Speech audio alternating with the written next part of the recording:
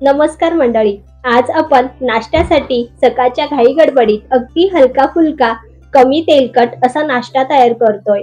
बनवायला खूपच सोपा आहे, छान जाळीदार तयार झालेला आहे। बघता क्षणीच तुम्ही करायला घ्याल इतका सोपा आहे। तर बघा, आज आपण खूपच सोप्या पद्धतीने रवा ढोकळा तयार केलेला आहे आणि त्यासोबत खाल्ली जाणारी हिरवी चटणी सुद्धा बनवून दाखवलेली आहे। त्यामुळे ह्या ढोकळ्याची चव नक्कीच दुप्पट होईल। तर बघा, इथे एका बाउल मध्ये मी 1 कप रवा घेतला आहे। रवा हा बारीक घ्यायचा आणि आता यामध्ये समप्रमाणात दही घालायचं। तर इथे दही मी थोडंसं आंबटच वापरलेलं आहे, त्यामुळे आपला हा ढोकळा मस्त आंबट आणि चटपटीत तयार होईल। तर दही आणि रवा चांगलं मिक्स करून घ्यायचं। इथे मी बारीक रवा वापरला, तुमच्याकडे जर जाड रवा असेल तर तो मिक्सरला थोडा फिरवून घ्या, म्हणजे बारीक होईल। तर बघा, दही मध्ये रवा हा छान मुरला गेलेला आहे, चांगला एकजीव झालेला आहे। आता काय करायचं, यावर झाकण ठेवायचं आणि 10 ते 15 मिनिटांसाठी हे असंच बाजूला ठेवून द्यायचं। तोपर्यंत आपण काय करूया, झटपट अशी तयार होणारी चटणी तयार करूया। त्यासाठी मिक्सरच्या भांड्यामध्ये थोडीशी कोथिंबीर, 7 ते 8 पुदिन्याची पानं असतील तर घाला, नाही घातली तरी चालेल, पण पुदिना घातल्याने चवीत सुद्धा फरक पडतो। त्यासोबतच इथे मी छोटे 2 चमचे फुटाणे हे साल काढून घातले किंवा डाळवा घातलं तरी चालेल, त्यामुळे चटणीला छान थिकनेस येतो। आता यामध्ये आपल्याला भाजलेले शेंगदाणे किंवा दाण्याचा कूट घालायचा। तर इथे मी दाण्याचा कूट वापरला, ते सुद्धा 2 छोटे चमचे ऍड केले। आता यामध्ये चवीनुसार हिरवी मिरची आणि अद्रकचे तुकडे ऍड केले। तर इथे एकच हिरवी मिरची घातली। लहान मुलं असतील तर ते सुद्धा आवडीने ही चटणी खाऊ शकता। आता यामध्ये थोडासा लिंबाचा रस ऍड करते, साधारणपणे 1 छोटा चमचा। तर लिंबू इथे मी पिळून घातलेला आहे। तर लिंबाच्या रसामुळे सुद्धा मस्त चटपटीत ही चटणी तयार होते। अगदी आता चिमूटभर मी हिंग ऍड केला, सोबतच चवीनुसार मीठ टाकते। आणि आता विशेष म्हणजे ही चटणी छान हिरवीगार राहावी किंवा जास्त वेळ टिकून राहावी, यासाठी यामध्ये पाणी न घालता 4 ते 5 बर्फाचे तुकडे घालते आणि झाकण लावून मिक्सरला ही बारीक अशी वाटून घेते। जर बर्फाचे तुकडे ऍड करायचे नसेल तर साधं पाणी तुम्ही यामध्ये ऍड करू शकता किंवा थंड पाण्याचा वापर करा। तर इथे चटणी बघा तयार झालेली आहे, किती हिरवीगार दिसत आहे, मस्त असा रंग आलेला आहे। कुठलाही रंग यामध्ये ऍड केलेला नाही, तरी सुद्धा मस्त हिरवीगार झालेली आहे।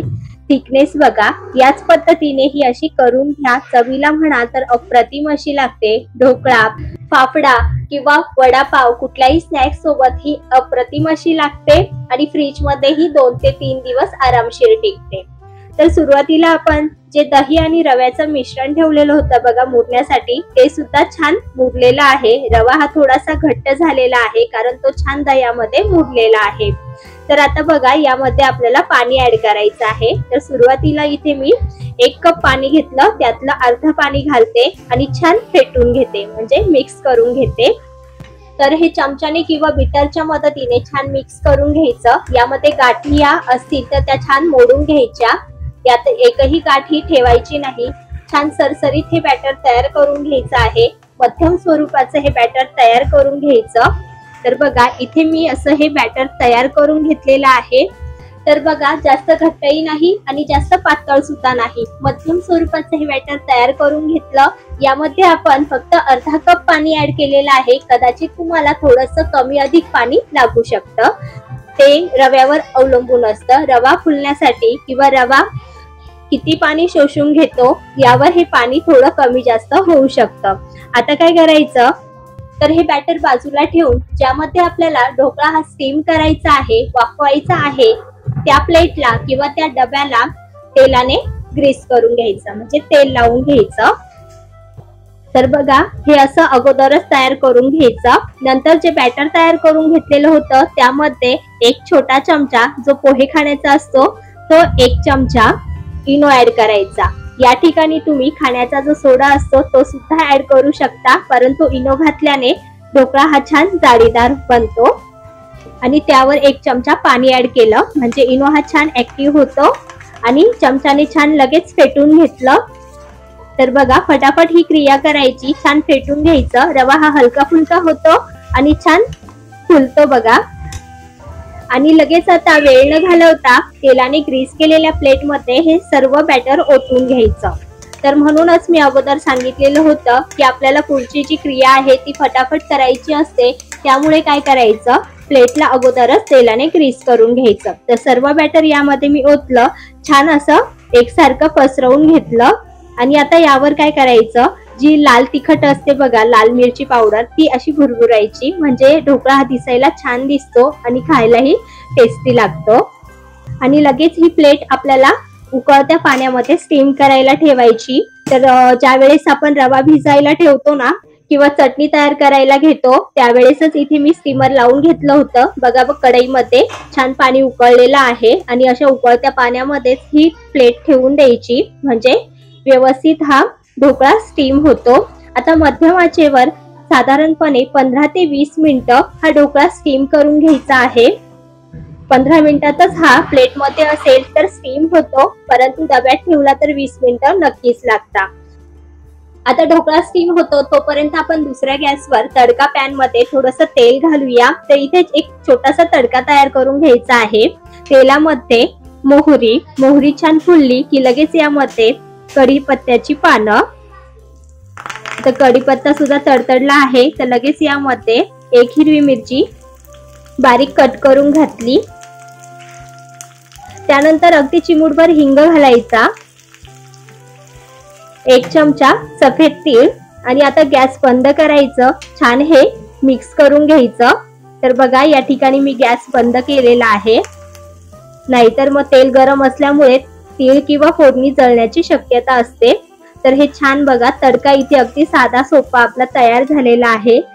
हा तडका आपल्याला ढोकळा स्टीम झाल्यानंतर त्यावर घालायचा आहे. तर साधारणपणे 15 मिनिटं झालेले आहे आणि 15 मिनिटातच इकडे आपला ढोकळा सुद्धा व्यवस्थित स्टीम झालेला आहे.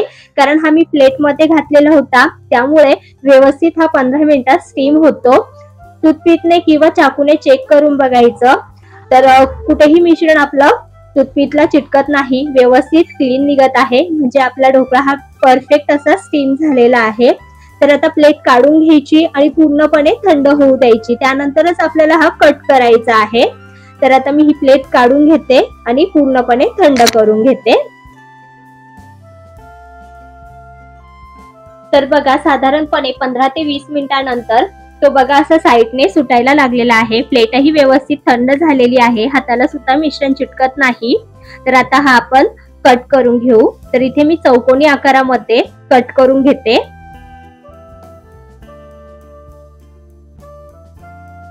तर ढोकळा बघा कट करतानाच आपल्याला जाणवतो की किती छान हा जाळीदार आणि सॉफ्ट तयार झालेला आहे, अगदी व्यवस्थित निघत आहे. तुम्ही बघू शकाल इथे परफेक्ट असा आपला हा ढोकळा तयार झालेला आहे, छान फ्लफी बनलेला आहे. विशेष म्हणजे तो प्लेटला चिटकलेला नाही, मस्त जाळीदार आणि पौष्टिक असा तयार झालेला आहे. आता यावर काय करायचं, तर आपण जो तडका तयार करून घेतला होता बघा तो यावर घालूया, छान असा पसरवून घेऊया. तर यामध्ये ना मी साखर ऍड केलेली नाही बघा, पण जेव्हा तुम्ही बॅटर तयार करताना तेव्हा तुम्ही यामध्ये 1-2 चमचे जर आवडत असेल तर साखर सुद्धा ऍड करू शकता, त्यामुळे सुद्धा मस्त चटपटीत आणि गोडसर हा ढोकळा तयार होतो. तर इथे आपला ढोकळा हा छान रेडी झालेला आहे. यावर आपण तडका सुद्धा घातलेला होता बघा, आणि ह्या ज्या स्लाइस आहे म्हणजे ज्या चौकोनी आपण फोडी तयार करून घेतल्या आहे त्या सुद्धा मी व्यवस्थित काढून घेतलेल्या आहे. तर जी चटणी आपण तयार करून घेतलेली होती ती सुद्धा यामध्ये ऍड केलेली आहे. अगदी छान आणि मस्त ही चटपटीत तयार झालेली आहे. यामध्ये सुद्धा तुम्ही साखर ऍड करू शकता, त्यामुळे मस्त चटपटीत ही चटणी लागते.